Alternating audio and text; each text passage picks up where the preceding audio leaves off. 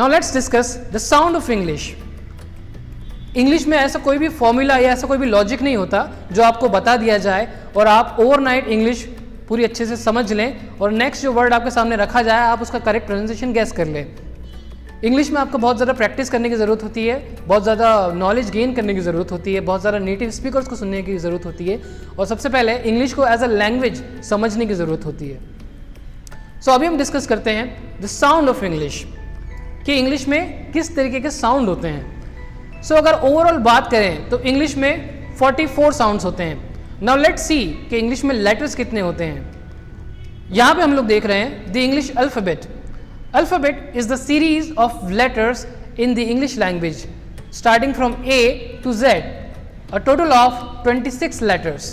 It is called Roman script, means ये जो 26 letters हैं ये भी इंग्लिश के नहीं हैं। इन लेटर्स का यूज़ किया जाता है इंग्लिश को रिप्रेजेंट करने के लिए। ये लेटर्स इंग्लिश लैंग्वेज से बिलोंग नहीं करते। सो A से लेकर Z तक की जो लेटर सीरीज है उसको इंग्लिश अल्फ़ाबेट कहा जाता है।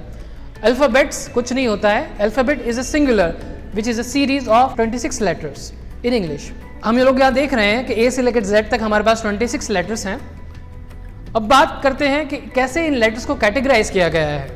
तो जो letters होते हैं इनको कैटेगराइज किया गया है vowels, consonants और एक और कैटेगरी जो मैं अपनी तरफ से ऐड करूंगा वो होते हैं सेमी वॉल्स।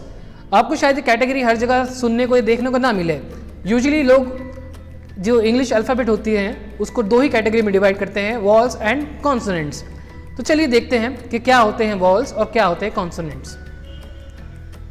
तो आपने स्कूल में भी सीखा होगा कि यूजुअली 5 वॉल होते हैं, A, E, I, O, U। But again I am going to reiterate this thing कि we are talking about the sound of English, not how English is written. हम लोग यहाँ इंग्लिश के साउंड की बात कर रहे हैं, इंग्लिश कैसे लिखी जाती है उसकी बात नहीं। तो मैं यहाँ पे कहूँगा vowel sound not vowel letter.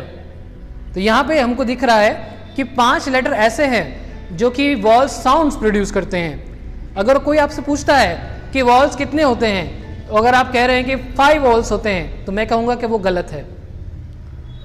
आगे हम लोग देखेंगे कि हम ये आंसर क्यों गलत है।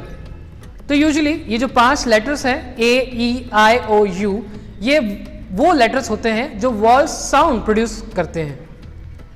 बाकी बचे हुए लेटर्स अगर आप देखें तो अगर 26 माइनस 5 करें तो वी हैव 21 रिमेनिंग लेटर्स।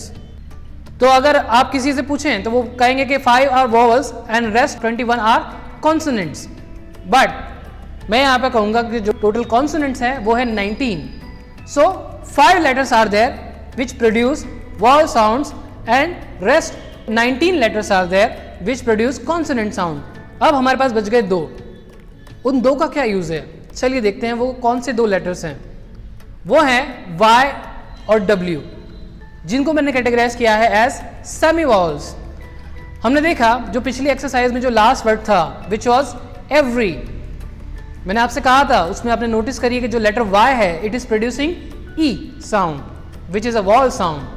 तो यहाँ पे जो लेटर Y है जिसको कई लोग कॉन्सोनेंट की कैटेगरी में रखते हैं, यहाँ पे वो E sound which is a wall sound produce कर रहा है।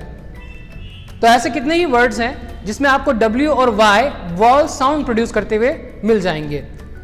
तो कई बार वो कई वर्ड्स में वॉल साउंड प्रोड्यूस करेंगे और कई बार वो कॉन्सोनेंट साउंड प्रोड्यूस करेंगे। तो इसलिए मैंने उनको एज सेमी वॉल कैटेगरी में रखा है, या फिर आप उसको सेमी कॉन्सोनेंट्स भी बोल सकते हैं।